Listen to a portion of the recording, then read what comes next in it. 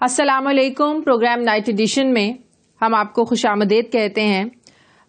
ناظرین، ایسا لگ رہا ہے کہ سیاسی محاذ پر ایک ایک کر کے تحریک انصاف کی جو سیاسی حکمت عملیاں، اسٹریٹجیز یہ جواب دیتی جا رہی ہیں. جو ایک مزاحمتی ایک ان کی اسٹریٹجی تھی، یہ جواب دیتی جا رہی ہیں. پی ٹی آئی نہیں بلکہ سیاسی ماہرین کا بھی یہ ماننا تھا. پی ٹی آئی نہیں مانتی تھی اس بات کو کہ ڈونلڈ ٹرمپ صدر بنیں گے تو لابنگ کے ذریعے ڈیالا کے جیل کے جو دروازے ہیں وہ کھل جائیں گے. لیکن صدر ٹرمپ تو موجودہ حکومت کا شکریہ ادا کرتے ہوئے نظر آ رہے ہیں، جس حکومت نے ایک اہم دہشت گرد کو پکڑ کر امریکہ کے حوالے کیا ہے. اس پر تو حکومتی جو حلقے ہیں وہ شادیانے بجا رہے ہیں، خوشیاں منا رہے ہیں کہ تحریک انصاف نے جو امیدیں لگائی ہوئی تھیں پریزیڈنٹ ٹرمپ سے، ان کا تو جھکاؤ ہماری طرف ہے. تو حکومت تو اس پر بڑی خوش ہے، لیکن تحریک انصاف کے حلقوں میں مایوسی نظر آ رہی ہے. اب سوال یہ ہے کہ ہم یہ کہہ سکتے ہیں کیا کہ جو ٹرمپ کارڈ تھا یہ پی ٹی آئی کی جیب سے نکل کر یہ کسی اور جیب میں چلا گیا ہے؟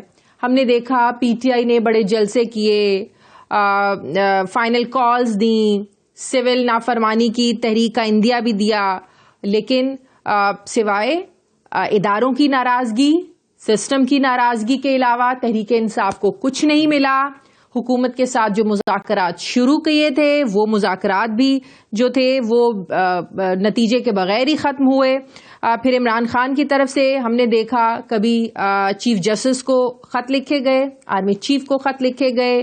ابھی پچھلے ہفتے ہی امریکی میگزین میں، ٹائم میگزین میں خط لکھا عمران خان نے، جس میں پوری جو تحریک انصاف کے ساتھ جو کچھ ہو رہا ہے، جو ملک کی سچویشن ہے اس کا احاطہ کیا گیا ہے، اس کی ایک تصویر کشی کی گئی ہے، جس پر حکومت نے بہت زیادہ تنقید کی ہے کہ یہ لوگ دعوت دے رہے ہیں امریکہ کو کہ آئیں، دوسرے ملک کو دعوت دے رہے ہیں کہ آئیں انٹرفیئر کریں آ کے. تو اس پر بڑی زیادہ تنقید ہو رہی ہے. اب یہ خبریں بھی آ رہی ہیں کہ پی ٹی آئی طاقتور حلقوں کے ساتھ دوبارہ رابطے بحال کرنے کی کوشش کر رہی ہے. بلکہ جنید اکبر صاحب تو کہتے ہیں کہ رابطے تو ہو رہے ہیں، بات چیت پس پردہ جو ہے وہ ہو رہی ہے. وہ یہ نہیں، انہوں نے یہ بلکہ وہ تو جنید اکبر صاحب یہ بھی کہتے ہیں کہ میں یہ نہیں کہوں گا کہ پی ٹی آئی کے اسٹیبلشمنٹ کے ساتھ رابطے نہیں ہیں، بالواسطہ یا بلا واسطہ رابطے ہوتے ہیں. ان رابطوں پر ہمیں کوئی شرمندگی نہیں ہے. دوسری طرف پچھلے ایک سال سے تحریک انصاف اپوزیشن الائنس بنانے کی کوششوں میں لگی ہوئی ہے، مگر ابھی تک مولانا فضل الرحمان جو ہیں وہ اس الائنس کا حصہ بنتے ہوئے نظر نہیں آ رہے ہیں. بلکہ اب تو وہ لوگ یہ کہہ رہے ہیں کہ تحریک انصاف کے ساتھ جو ہے وہ چلنا بڑا مشکل ہے. سلمان اکرم راجہ صاحب نے جو بات کی ہے وہ کہتے ہیں کہ عمران خان نے ہدایات دی ہیں کہ مولانا سے بات چیت کے متعلق انہوں نے کہا ہے کہ اس وقت ملک میں جمہوریت اور بنیادی حقوق کی جنگ ہو رہی ہے. اگر اس میں مولانا ساتھ دیں گے یا کوئی ساتھ دے گا تو ہمارے سر پہ کوئی احسان نہیں کرے گا.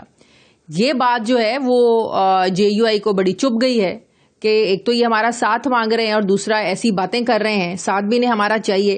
تو اس بات پر بھی جو ہے اب لگ رہا ہے کہ جے یو آئی کے درمیان اور پی ٹی آئی کے درمیان جو ہے وہ معاملات جو ہیں وہ اور بگڑتے جا رہے ہیں. گزشتہ روز ہم نے دیکھا کہ اس حوالے سے بڑی زیادہ تحریک انصاف اور جے یو آئی کے درمیان جو تھا وہ بہت جواب الجواب کا ایک سلسلہ بھی شروع ہوا. کامران مرتضیٰ صاحب کا کہنا تھا کہ سلمان اکرم کی بات ساتھ چلنے اور ساتھ چلانے والی نہیں ہے. ایسے میں ناظرین سوال اٹھتا ہے کہ درجنوں ملاقاتوں کے بعد بھی جے یو آئی اور پی ٹی آئی اتنے فاصلے پر کھڑی کیوں ہیں؟ اتحاد کی راہ میں ایسی کون سی رکاوٹیں ہیں؟ کیا ایسے بیانات ہیں کہ آپ کو ایک پارٹی کو ساتھ چلانا ہے اور آپ کو پتا ہے کہ جے یو آئی کے ساتھ اگر مل گئی تو ایک تگڑا اتحاد بنے گا، ایک تگڑا اپوزیشن الائنس بنے گا جو حکومت کو ٹف ٹائم دے سکتا ہے؟ تو یہ تحریک انصاف کی جو قیادت ہے، یہ جو لائرز ہیں جن کے بارے میں فواد چودھری صاحب کہتے ہیں کہ ان کو پتہ ہی نہیں ہے، انہوں نے کبھی سیاست ہی نہیں کی ہے، پارٹی ساری وکیلوں کے حوالے ہیں، ان کو پتہ ہی نہیں ہے کہ کرنا کیا ہے. تو اس طرح کے بیانات کیا کانشیسلی یہ لوگ دے رہے ہیں؟ کیا پھر واقعی جو بات تحریک انصاف کے پہلے کے لوگ جو جا چکے ہیں وہ یہ کرتے ہیں کہ یہ فیصل واڈا صاحب کہتے ہیں کہ یہ لوگ چاہتے ہی نہیں ہیں کہ عمران خان باہر آئیں، یہ لوگ چاہتے ہیں، ان کی ایک اسٹریٹجی ہے ان لوگوں کی. تو پھر وہ باتیں سچ ہوتی ہوئی نظر آ رہی ہیں. سلمان اکرم راجہ صاحب کا کیا یہ بات کرنا بنتا تھا کہ جو ہمارے ساتھ چلے گا وہ کوئی ہمارے سر پہ احسان نہیں کرے گا؟ دوسری طرف اپوزیشن الائنس بننے سے پہلے پی ٹی آئی کے اندر فارورڈ بلاک بن بھی سکتا ہے، یہ بھی خبریں آ رہی تھی. حکومتی حلقوں کے ساتھ پی ٹی آئی کے قریب رہنے والے فواد چودھری اور شیر افضل مروت اس جانب اشارہ کر چکے ہیں. فواد چودھری صاحب پچھلے ہفتے میرے پروگرام میں تھے، انہوں نے کیٹیگوریکلی یہ بات کی کہ پی ٹی آئی کے جو لوگ ہیں اور دوسری جماعتوں کے مسلم لیگ نون کے لوگوں کے بھی انہوں نے اشارہ دیا کہ وہ لوگ بھی ہمارے ساتھ رابطے میں ہیں، تو ہم ایک تحریک چلائیں گے اور اس تحریک کا مقصد یہ ہوگا کہ عمران خان کو باہر نکالا جائے. دوسری طرف ریاست مخالف پروپیگنڈے کے الزام میں آج حکومتی جے آئی ٹی کے سامنے پی ٹی آئی کی سینئر لیڈرشپ کی پیشی بھی تھی، جس میں 25 رہنماؤں کو طلب کیا گیا تھا، جس پر آج chairman P T I barrister Gohar Ali Khan, Rauf Hasan اور شاہ فرمان جے آئی ٹی کے سامنے پیش ہوئے. پوچھ گچھ کی یہ سارا معاملہ کیا ہے میں بات کروں گی تحریک انصاف کے مرکزی سیکرٹری اطلاعات شیخ وقاص اکرم صاحب سے. السلام علیکم، بہت بہت شکریہ شیخ صاحب، آپ نے وقت دیا.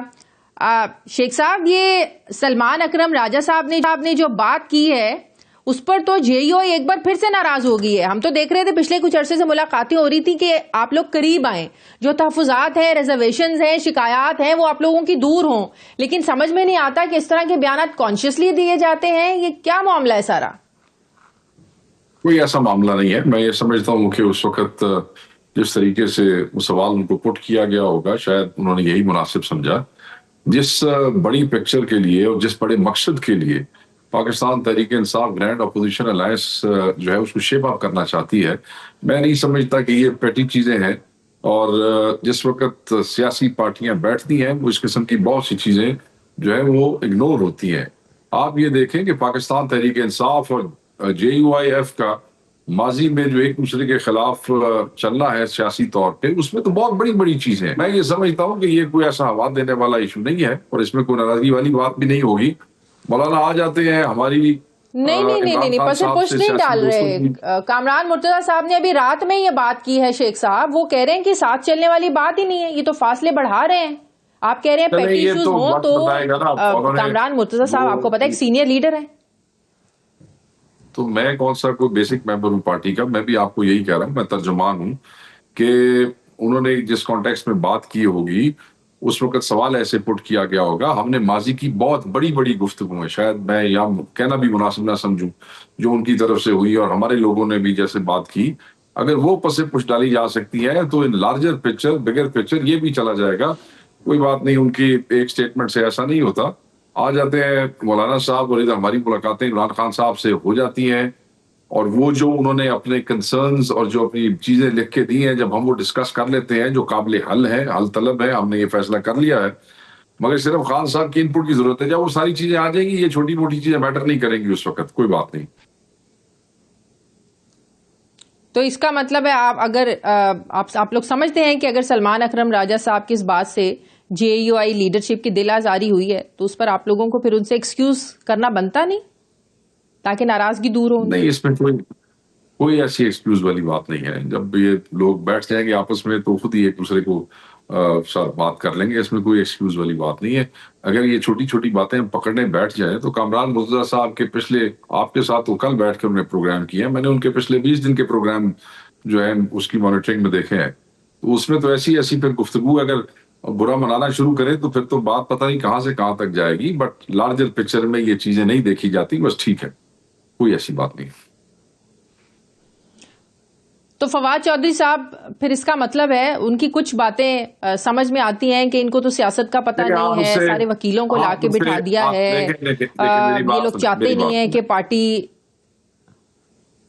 دیکھیں آپ میری بات سنیں، میں نے لاسٹ ٹائم بھی آپ سے ریکویسٹ کیا تھا میرے ساتھ آپ کسی ایسے آدمی کا ذکر کریں جس کا تعلق کسی پارٹی سے ہو. آپ I don't know us individual کا ہر دفعہ کیوں مجھ سے سوال پوچھ لیتی ہیں. میں اس انڈیویجول کی کسی بات کا کوئی جواب نہیں دینا چاہتا، نمبر 1. نمبر 2، جو آپ نے اب بات کر دی ہے میری مجبوری ہے، میں آپ کو ضرور اس کا جواب دوں گا. یہ پارٹی ہے عمران خان کی، یہ پارٹی کسی وکیل کے حوالے ہوئی ہے، یہ پارٹی کسی سیاستدان کے حوالے ہوئی ہے. یہ عمران خان کا فیصلہ ہے. جو آدمی اپنے گھروں کی سیاست نہیں کر سکتے، جو اپنے حلقے نہیں الیکشن لڑ سکتے، وہ اب عمران خان کو بتائیں گے کہ اس کا فیصلہ ٹھیک ہے یا غلط ہے. مطلب یہ کہنا کہ پارٹی ایسے لوگوں کے حوالے ہو گئی ہے جن لوگوں سے چلائی نہیں جاتی، تو کہ عمران خان صاحب کو سمجھ نہیں آئی؟ عمران خان صاحب نے غلط فیصلہ کر دیا. ہم اپنے قائد کے ہر فیصلے کو سر آنکھوں پہ رکھتے ہیں اور ان کا جو فیصلہ ہے ان حالات میں جو انہوں نے بہتر سمجھا وہی کیا اور وہی بہترین ہے. اور Salman Akram Raja was the best choice that Imran Khan could make. کل عمران خان صاحب کسی اور کو سیکرٹری جنرل بنا دیں گے, وہ بھی ہمارے سر آنکھوں پہ ہوگا. مگر ابھی جن لوگوں کے اپنے گھروں سے سیاستیں نہیں ہو رہی ہیں, جو اپنا الیکشن لڑ نہیں سکے ہیں, میں بھی اپنے علاقے میں نہیں تھا بھی, میرا خاندان کا کوئی فرق نہیں تھا, مگر الیکشن لڑا بھی اور جیتا بھی عمران خان کی ٹکٹ پہ. یہ لوگ تو الیکشن تک نہیں لڑ سکے, اور یہ عمران خان کے فیصلوں کے اوپر اعتراض کرتے ہیں کہ عمران خان کی جو چوائسز ہیں, یہ عمران خان کی وہی چوائسز ہیں جن کو عمران خان نے ٹکٹ دی اور وہ ایم این اے اور ایم پی اے بنے. So let's not even go there. تو شیخ صاحب پیرالل وہ لوگ تو ایک تحریک چلانے کا سوچ رہے ہیں, اور اس تحریک کا مقصد ہی عمران خان کی وہ کہتے ہیں رہائی ہے. ہم نے کسی کو روکا ہے, ہم نے کسی کو روکا ہے, چلا لینڈ دیو. کسی نے کسی روکے چلاؤ, انہیں کہو نہیں چلاؤ تحریک, کسی نے روکیا جائے. عمران خان جانے اور عمران خان کی پارٹی جانے, پاکستان تحریک انصاف عمران خان کی پارٹی ہے, وہ جانے اور ان کے لیڈر جانے. وہ کسی نے بہ کے اپنی دکانداری ٹیویاں تے چمکانی ہے, کسی بہانے نال تے چمکاندہ رہے. اب اس سے ہمارا کیا تعلق ہے, یا پی ٹی آئی کا کیا تعلق ہے ایسے لوگوں کے ساتھ؟ یہ تو آپ کہہ رہے ہیں نا, وہ تو کہتے ہیں ہمارا پی ٹی آئی سے تعلق ہے. اور دوسری بات یہ کہ اگر پی ٹی آئی سے ان کا تعلق ہے, پھر عمران خان ان سے ملاقاتیں کیوں کرتے ہیں؟ عمران خان صاحب کیوں ملاقاتیں کرتے ہیں؟ سوری معذرت. میں دیکھیں, میں ایسے انڈیویجولس کے حوالے سے, یہ میرا right as a guest, I will not respond to these questions. میرے ساتھ آپ کو پرٹیننٹ کوشچنس کریں, میری پارٹی کے حوالے سے کریں, کو پالیٹکس کے حوالے سے کریں. یہ اس قسم کے سوال وہ فلانا چھوڑ کے چلا گیا تھا, وہ یہ کہہ رہا ہے, میرے لیے لوگ میٹر نہیں کرتے. I will not respond to that. معذرت. ٹھیک ہے. اچھا, جو اب آپ لوگوں کا تھا کہ پریزیڈنٹ ٹرمپ کے حوالے سے کچھ لیڈر کہتے تھے کہ ہمیں کوئی امیدیں نہیں ہے. ظاہرہ یہ بھی پتا ہے کہ ایک لابنگ بھی وہاں پہ, لابی تو بڑی اسٹرانگ تحریک انصاف نے چلائی. لیکن اب جو حکومت خوش ہو رہی ہے کہ پریزیڈنٹ ٹرمپ نے تو ہمارا شکریہ ادا کر دیا ہے. آپ کو بھی پتا ہے سارا کیا واقعہ ہے ایک دہشت گرد تو امریکہ کے حوالے کرنے کا. تو اب بات کچھ سمجھ میں آتی ہے کہ پریزیڈنٹ ٹرمپ نے کیوں عمران خان کے حق میں ٹویٹ نہیں کی, یا جو پہلے کی ٹویٹس تھی وہ کیوں ڈیلیٹ ہو گئی. کیونکہ امریکہ کا مقصد تھا, کیونکہ امریکہ کا مفاد تھا پاکستان سے کرنٹ حکومت کو لے کر. تو آپ کو لگتا ہے کہ وہاں سے معاملات پی ٹی آئی کے لیے اب ویسے نہیں رہے؟ دیکھیں, اگر آپ کو یاد ہوگا, شاید آپ کے پروگرام میں میں نے پہلے کہا تھا, اور یہ کوشچن پچھلے 1-2 مہینے ہوتا رہا, مختلف ہمارے صحافی بہن بھائی جو ہے وہ سوال کرتے رہے, اور میں ہمیشہ کہتا رہا کہ ہمیں نہ امریکہ سے کوئی امید ہے, نہ ہم نے کوئی آفیشیل اپلیکیشن وہاں پہ بھیجی ہے, نہ ہم نے کوئی اسپیشل انوائے وہاں بھیجا ہے, نہ ہمارے جو عہدیداران ہیں امریکہ کے اندر انہوں نے کوئی فارمل ریکویسٹ کی امریکن گورنمنٹ سے کہ آپ خان صاحب کو چھوڑیں. خان صاحب اس بارے میں بڑی کلیئرٹی کے ساتھ کہہ چکے ہیں کہ میں اسی ملک کے عدالتی نظام کے توسط سے باہر آؤں گا. کروڑ لوگ عمران خان کے پیچھے ہیں, انہیں کسی فورن کنٹری کے انٹرفیئرنس سے باہر نہیں نکلنا ہے. وہ خود بھی کہہ چکے ہیں, ہم بھی کہہ چکے ہیں, اور ہم نے اس پہ ایکسپلین کیا کہ ڈائسپورا میں جن لوگوں کو سول اور پولیٹیکل رائٹس یہاں نہیں ملتے, وہ وہاں کے شہری ہیں, ان کو ملتے ہیں. وہاں عمران خان کو ووٹ دیتے ہیں, ادھر ٹرمپ کو ووٹ دیتے ہیں. They are trying on their own کہ وہ کس طریقے سے اپنے پسندیدہ لیڈر کو, اپنے قائد کو, اپنے ہیرو کو ہیلپ کر سکیں. تو اس ایوری بڈیز ان کا ایک اپنا فیصلہ ہے. پارٹی نے کبھی بھی اس چیز کو آپ کے سامنے ہے, اگر کوئی ایسی چیز ہے ہمارے کسی عہدیدار کی طرف سے ہے تو آپ بالکل بتا دیں, میں اس کا ضرور جواب دوں گا. نہ ہم نے کسی ایکسائٹمنٹ کا, چاہے میں ہوں, چاہے چیئرمین ہے, چاہے سیکرٹری جنرل ہے, ہم نے تو آج تک کوئی ایسی ایکسائٹمنٹ شو نہیں کی. ہم تو ہمیشہ یہ کہتے رہے ہیں کہ ٹھیک ہے, ایک ایڈمنسٹریشن تھی پرانی, وہ رجیم چینج کے اندر انسٹرومنٹل ہوئی, اب ایک دوسری ایڈمنسٹریشن آ گئی, اور ہم یہ توقع کرتے ہیں کہ خطے اور خطے کے بعد حوالے سے پاکستان کے معاملات میں بہتری آئے گی اس ایڈمنسٹریشن کے حوالے سے. اب کوئی یہ سمجھتا ہے یا کہتا ہے کہ ہم کسی ٹویٹ کے انتظار میں تھے یا کسی فون کال کے, تو وہ ہم categorically in last 2-3 months again and again ہم اس کو ڈینائی کر چکے ہیں. تو کائنڈلی اب جو آپ نے کہا کہ یہ حکومت جو کچھ شادیانے بجا رہی ہے, تو یہ تیرانے کو پوچھو نا کہ یہ کون سا ایسا کام ہے جو پاکستان کی تاریخ میں پہلی دفعہ ہوا ہے. جنرل مشرف کے دور سے لے کے آج تک آج ہے, بہت بڑے بڑے جو ہے وہ دہشت گرد جو ہیں وہ پکڑے بھی گئے, اور وہ ویسٹرن ملکوں کے حوالے بھی کیے گئے. It's a routine exercise. آپ کے بہت سے معاہدے ایسے دستخط ہوئے ہیں جس کے مطابق آپ نے دہشت گردی کے اندر جو وار آن ٹیرر کے اندر آپ کو وہ آپ کا جو رول تھا اس میں آپ نے کئی بلکہ اگر آپ نے جنرل صاحب کی کتاب پڑھی جو مشرف کی تو اس میں تو سینکڑوں لوگ حوالے ہوئے تھے، اگر آپ کو یاد ہو، اس کے بعد بھی ہوتے رہے. تو ایک روٹین میٹر انہوں نے واسطے کیوں میٹر کرتا ہے، امریکہ کے لیے کیوں میٹر کرتا ہے؟ نئے پریزیڈنٹ آئے ہیں اور انہوں نے آبویسلی امریکنز کے اور دہشت گردی اور وار اور افغانستان کے حوالے سے ان کا ایک سٹانس رہا ہے. ایک ایسا آدمی جو کہ وہاں بامبنگ میں انسٹرومنٹل ہے، امریکن پریزیڈنٹ آتے ہی اس کے ایڈمنسٹریشن جو اس بندے کو گرفتار کر کے لے آتی ہے اور کانگریس میں پہلا خطاب کرتے ہیں، تو for them it has to be a big thing. اور فور پاکستان یہ تو ایک نارمل روٹین ہے. پاکستانی اور امریکن ایڈمنسٹریشن تو اس قسم کے ایکسچینجز تو سالوں سے چل رہے ہیں، یہ کیوں ٹپ رہے ہیں؟ ہاں لیکن حکومت یہ سمجھ رہی ہے نا کہ جو لابنگ تھی اور جو امریکہ کا جو جھکاؤ تھا وہ نہیں ہے، یہ تو غلط فہمی تھی تحریک انصاف کی. حکومتیں تو ایک دوسرے اپنے اپنے مفاد کے لیے کام کرتی ہیں، ظاہر ہے امریکہ کا مفاد تھا اس حکومت کے ساتھ، تو وہ کہہ رہے ہیں کہ بڑی ان کی غلط فہمی تھی جو ثابت ہو گئی ہے کہ پریزیڈنٹ ٹرمپ کا کوئی جھکاؤ نہیں ہے، امریکہ کا کوئی جھکاؤ نہیں ہے، یا امریکہ نہیں چاہتا، کبھی بھی نہیں چاہتا تھا کہ عمران خان کے لیے وہ انٹرفیئر کرے. حالانکہ پچھلے ہفتے بھی ہم نے دیکھا کہ عمران خان صاحب نے جو ایک لیٹر لکھا، ایک آرٹیکل لکھا دی ٹائم میگزین میں، اس میں بھی پوری اپنی سچویشن کا احاطہ کیا، جس کا ظاہر مقصد تو یہ ہے کہ بتانا کہ ہمارے ساتھ یہ ہو رہا ہے. بتانے کا مقصد کسی کو اپنی مسائل یہ ہوتا ہے نا کہ کوئی حل کرے، تو ادھر سے تو کوئی پھر جیسچر ایسا نہیں ہے کہ ادھر سے کوئی ہیلپ آئے گی. نہیں، یہ میرا خیال ہے نہیں کہ جب کسی جریدے میں انٹرویوز ہوتے ہیں یا آرٹیکلز آتے ہیں تو لوگ سچویشن ڈسکرائب کرتے ہیں.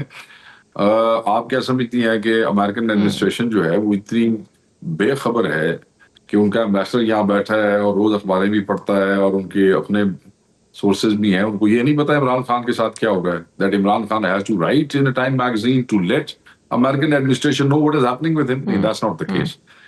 پوری دنیا کو پتا ہے عمران خان کے ساتھ کیا ہو رہا ہے، کامن سینس. تو میں یہ سمجھتا ہوں کہ جیسے میں پہلے ابھی آپ کو ایکسپلین کر چکا ہوں کہ عمران خان صاحب اپنے ملک کے ہی عدالتی نظام کے توسط سے باہر آئیں گے. ہیومن رائٹس کے حوالے سے یہ ایک انٹرنیشنل ایشو ہے، چاہے کسی اور ملک میں ہو، چاہے پاکستان میں ہو. عظیم مفتی ہیں، آپ ہیومن رائٹس وائلیٹ کرتے رہے گے، دنیا بولتی رہے گی، دنیا آپ کو روکے گی بھی صحیح، دنیا آپ کو کنڈیم بھی کرے گی، آپ کے اپنے لوگ آپ کو کنڈیم کریں گے اگر آپ لوگوں کے ساتھ زیادتی کریں گے. تو یہ بھی ایک وہ بات ہے، یہ کوئی نیا کام نہیں ہو رہا پاکستان میں پہلی دفعہ. تو یہ امپریشن ہم بالکل اس کو ڈسپیل کرنا چاہتے ہیں کہ یہ جو لوگوں نے ایک تماشا سا بنا دیا کہ شاید ہم کسی کال کا انتظار کر رہے تھے، ایسی کوئی بات نہیں.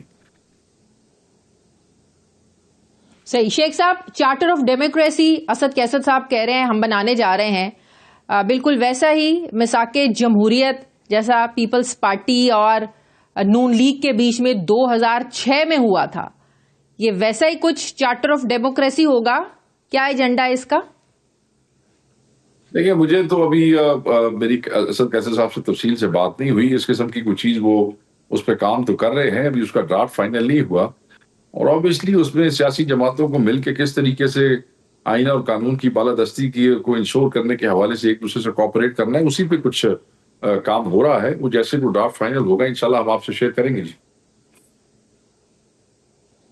ٹھیک ہے، بہت بہت شکریہ. شیخ وقاص اکرم صاحب میرے ساتھ تحریک انصاف کے سینئر رہنما ہیں. سر بہت بہت شکریہ، آپ نے وقت دیا. ناظرین، مجھے ایک بریک لینی ہے پروگرام میں، واپس آتے ہیں ایک چھوٹے سے وقفے کے بعد.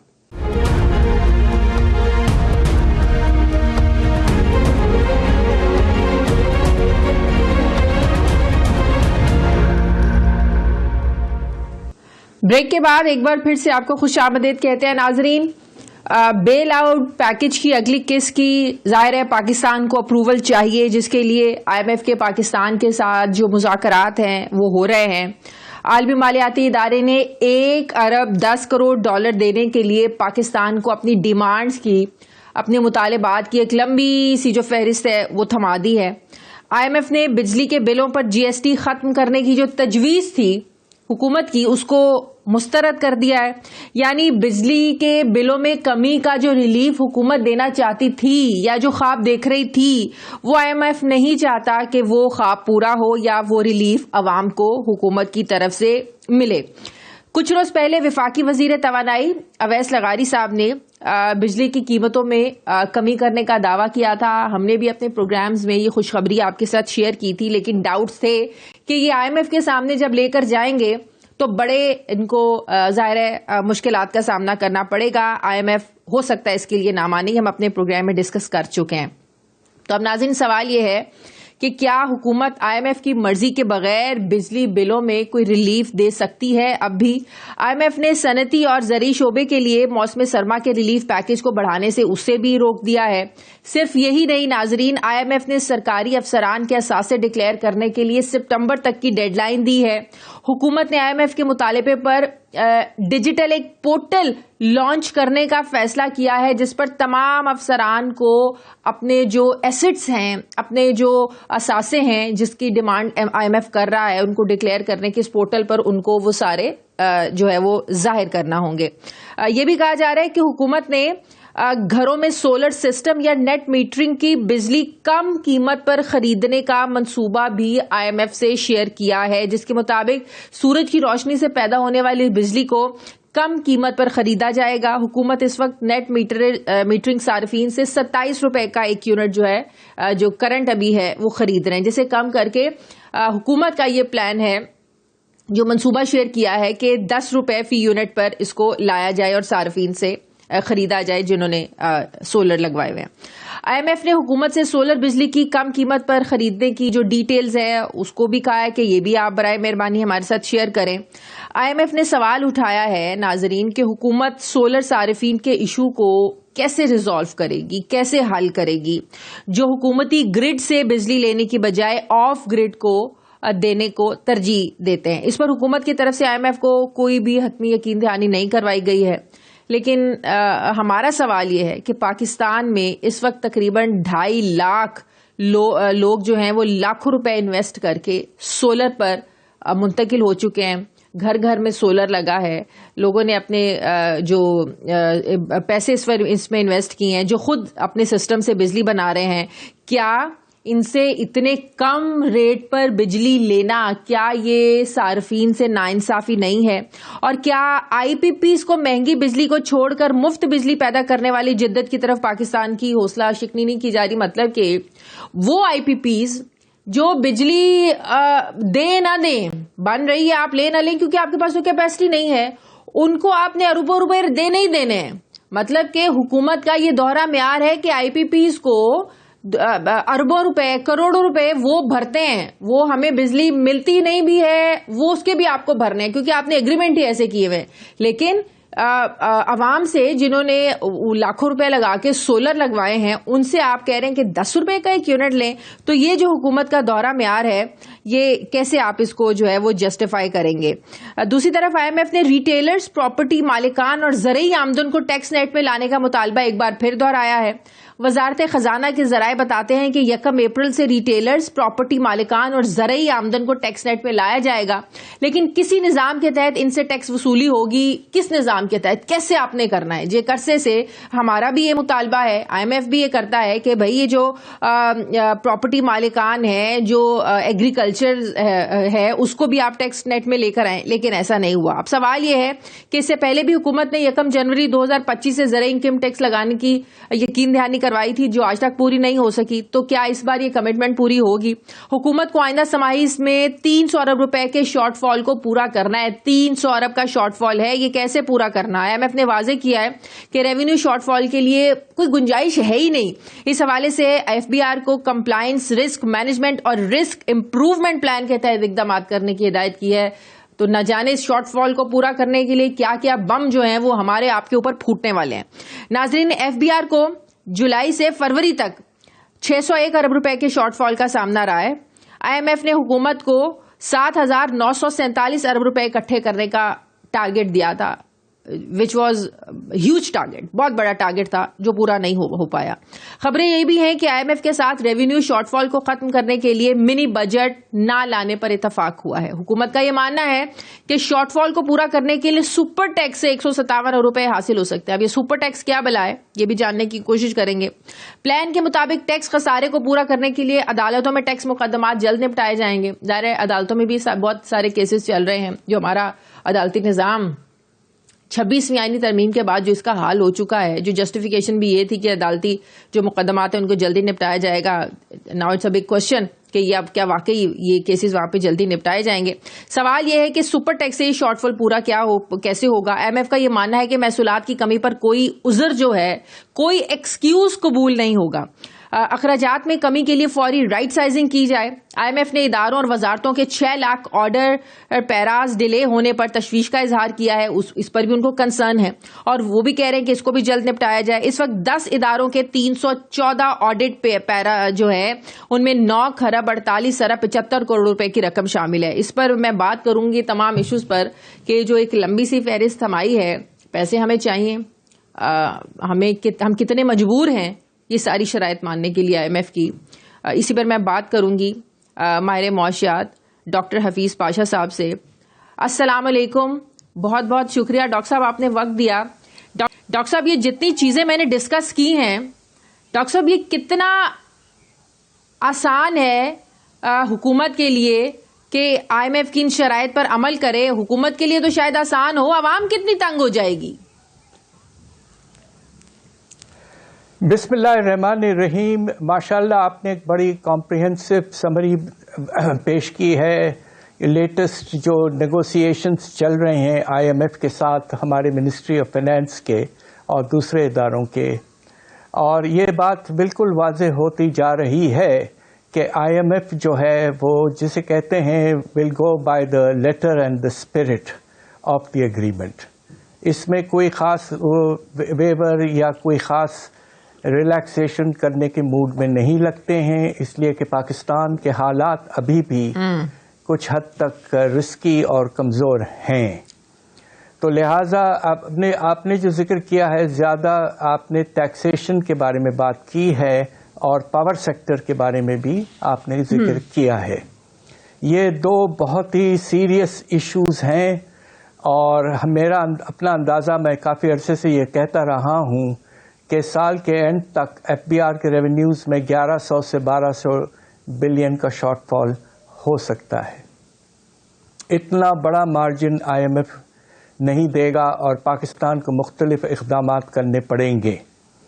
دوسری طرف اب آپ یہ دیکھیے کہ پاور سیکٹر میں جو پوزیشن یہ ہے کہ آپ نے جو ذکر کیا کہ جو آپ کے سولر پاور جو ہے اس کو آپ نے ایک وقت کھول دیا تھا, اور اس وقت گورنمنٹ پنجاب بھی اس کو سبسڈائز کرنے کے موڈ میں ہے. تو اس سے آپ کے IPP سے جو آپ بجلی جنریٹ کرتے ہیں وہ کم ہو جائے گی, اور فکس کاسٹ پر یونٹ جو ہے, جو ہمیں کیپیسٹی چارجز دینے ہیں, وہ تو بڑھیں گے.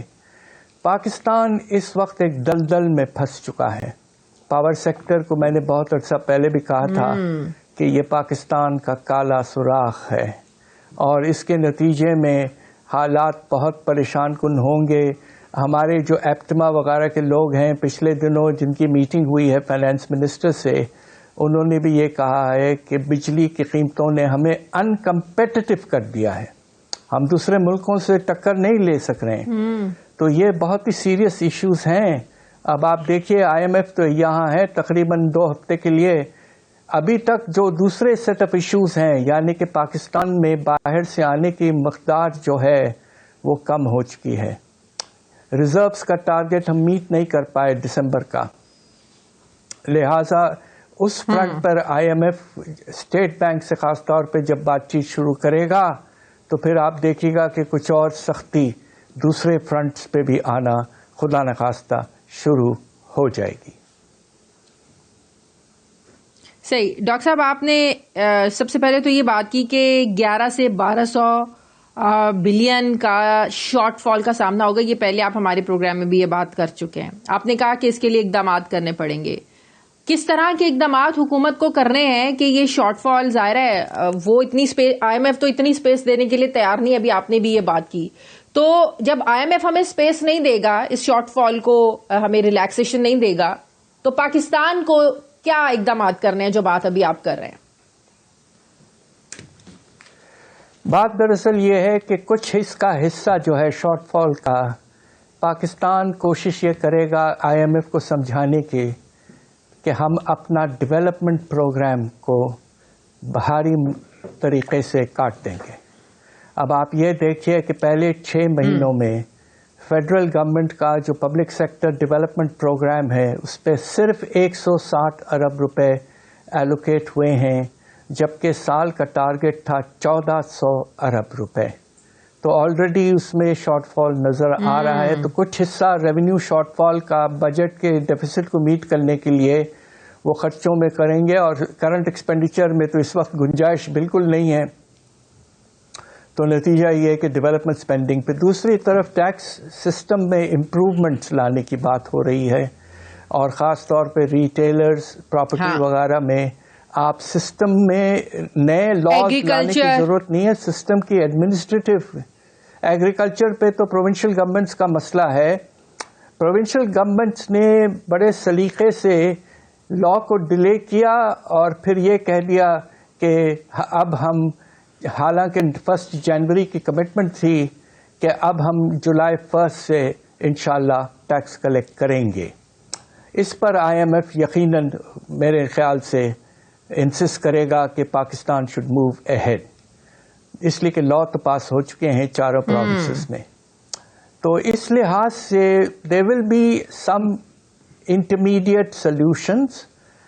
IMF چاہے گا کہ پاکستان ایک واضح طور پر اقدامات کرے, مگر ان کی بھی کوشش یہ ہوگی کہ زیادہ اس کا بوجھ پاپولیشن پر نہ پڑے, عام لوگوں پر کم پڑے, اور جو امیر طبقہ ہے, جن کے پاس پراپرٹی ہے, جو بزنس کر رہے ہیں, جن کو سپر ٹیکس دینے کی ضرورت ہے, وہ سب اب کنٹریبیوٹ کرنا. اچھا, سپر ٹیکس کی ذرا ڈیفینیشن بتائیں ڈاکٹر صاحب, یہ سپر ٹیکس کیا بلا ہے؟ I really want to know. Super tax یہ ہوتا ہے کہ آپ بینکوں پر فرض کیجئے کہ آپ نے ایک ریٹ مقرر کیا تھا, تو ایک وقت آپ نے یہ کہا تھا کہ 10% ایکسٹرا سپر ٹیکس ہم لگائیں گے جب آپ کے سائز یا پروفٹیبلٹی کچھ بڑھ جائے گی. تو super tax is a lump sum tax which is placed on highly profitable entities, and it is a progressive tax. مگر آلریڈی ہم نے بینکوں پہ تو لگا دیا ہے. بینکوں کا ریٹ ہم نے تقریباً 49% کر دیا ہے, وچ از ویری ہائی. اب اس میں گنجائش کم ہے. انڈسٹری کی پروفیٹیبلٹی بہت کم ہو چکی ہے, ان میں گنجائش نہیں ہے کہ وہ سپر ٹیکس دیں. تو یہ آن پیپر ہے یہ سپر ٹیکس, اس سے کوئی خاص نہیں ملے گا. بالکل صحیح. اچھا, IMF کا یہ کہنا کہ سرکاری ملازمین کے جو ایسٹس ہیں وہ بھی ڈکلیئر ہوں, یہ بھی اسی پارٹ کا ہی ہم کہیں کہ حصہ ہے, تاکہ پتہ چلے اثاثوں کے اکارڈنگلی کہ کون کتنا ٹیکس دیتا ہے. یہ اس کا پرپز آپ کو یہ لگتا ہے؟ جی بالکل. دیکھیں, ہم نے جو اگریمنٹ کیا تھا IMF کے ساتھ, اس میں 2 چیزوں پر پہلی دفعہ رجحان تھا. ایک تو گورننس اینڈ کرپشن ڈائگنوسٹکس پہ کام کرنا ہے. رپورٹ جولائی میں IMF پیش کرے گا. اس کے لیے ایک اسپیشل مشن کچھ دن پہلے آیا تھا, آپ نے نوٹ کیا ہوگا. اور اب یہ ہے کہ اگریمنٹ اس بات پہ بھی ہوا تھا کہ سول سرونٹس ایکٹ جو ہے اس کو امینڈ کر کے periodically wealth statements will be asked for and they will be subject to investigation. Senior public officials will be subject to this new coverage of the act. تو اب یہ دیکھنا ہے کہ جس طرح آپ نے کہا کہ شاید سپٹمبر تک انہوں نے وقت دیا ہے, جو کہ مناسب ہے, اور ہمارے افسر جو ہیں سینئر افسر ان کو فائل کرنا چاہیے. یہ نظام پہلے سے ہی ہونا چاہیے تھا تاکہ سسٹم میں اکاؤنٹیبلٹی موجود رہے, اور کرپشن کے خلاف اس طرح کے اقدامات لینا میں سمجھتا ہوں بہت مناسب ہے. بالکل صحیح. ڈاکٹر صاحب, سولر کی ابھی میں نے بات کی, ہم الیکٹریسٹی کی بھی بات کر رہے ہیں. سولر ظاہر ہے سستی بجلی پیدا کرنے کا ایک بگ سورس ہے, لیکن اب جو کہا جا رہا ہے کہ وفاقی ٹیکس محتسب نے سولر صارفین پر 18% جو ہے وہ ٹیکس لگا رہے ہیں. آج حکومت نے نیٹ میٹرنگ سے بجلی کم قیمت پر خریدنے کا منصوبہ شیئر کیا IMF سے. تو کیا یہ جسٹیفائڈ ہے, زیادتی نہیں ہے سولر صارفین کے ساتھ؟ جیسے میں نے پہلے کہا, IPP سے آپ اربوں روپیہ دیتے ہیں, ان کو پے کرتے ہیں کیونکہ اپنے ان معاہدوں کی وجہ سے, جو غلط معاہدے ہیں جو آج تک ہم سب لوگ بھگت رہے ہیں. لیکن جو ہم لوگ بھی, عوام بھی ظاہر ہے پیسہ لاکھوں روپیہ لگا کے سولر لگوا رہے ہیں, جو سستا ایک سورس ہے, ان سے آپ سستی بجلی جو ہے وہ لے رہے ہیں. یہ نامناسب ہے, بالکل اصول کے خلاف ہے. آپ نے خود سولر انرجی کو انکریج کیا, اور جس طرح آپ نے کہا ہے کہ تقریباً 1.5 سے 2 لاکھ گھرانے جو اس وقت ہیں وہ سولار پہ شفٹ ہو چکے ہیں, اور وہ ایک ان کا ایک اکنامک ڈیسیشن ہے. انویسٹمنٹ کافی لگتا ہے بائی دا وے, اگرچہ رننگ کاسٹ کم ہے مگر انویسٹمنٹ کاسٹ کافی زیادہ ہے. تو اس پہ انہوں نے انویسٹمنٹ کاسٹ انکر کیا ہے. اگر آپ انویسٹمنٹ کاسٹ ملا لیں رننگ کاسٹ کے ساتھ تو کوئی اتنا بڑا فرق آپ کو نظر نہیں آئے گا.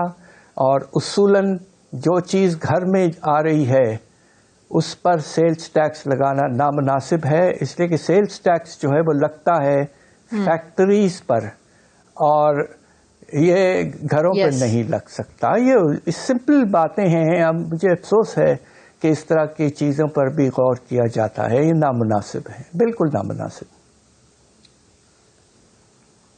تو اس ساری سچویشن میں تو ابھی بھی آپ کو کہیں لگتا ہے کہ منی بجٹ آ سکتا ہے, کیونکہ پاکستان ہے نا, کبھی بھی کچھ بھی ہو سکتا ہے. میرا خیال یہ کہ کوشش یہ ہوگی کہ کسی طرح سے خرچے ڈیولپمنٹ پہ کم کیے جائیں. دوسری طرف سسٹم میں ٹیکس کے نظام میں کوئی تبدیلیاں لا کر through improvements in the system administration وغیرہ وہ کر لیں. اس لیے کہ بات یہ ہے کہ اس وقت پاکستان کا شرح نمو جو ہے وہ 1% سے بھی کم ہو چکا ہے اور آپ کا صنعتی پیداوار میں 3% کمی آئی ہے. تو لہذا اس وقت اور ٹیکس لگانا ول بی, میں جسے کہوں گا ٹوٹلی اناپروپریٹ, نامناسب. تو آپ دوسرے طریقوں سے نظام کو بہتر کریں, ایڈمنسٹریشن امپروو کریں اور کوشش کریں کہ کچھ حد تک ریونیو شارٹ فال پورا کریں. غلطی آپ نے یہ کی تھی کہ بجٹ بننے کے وقت آپ نے 40% گروتھ ایکسیپٹ کر لیا ریونیوز میں, جبکہ آپ کا شرح نمو 1% اور افراط زر 1.5%. تو یہ کیسے ہو سکتا تھا؟ یہ ہمارے ministry of finance with all due respects over committed to an extremely high unrealistic growth rate of revenues.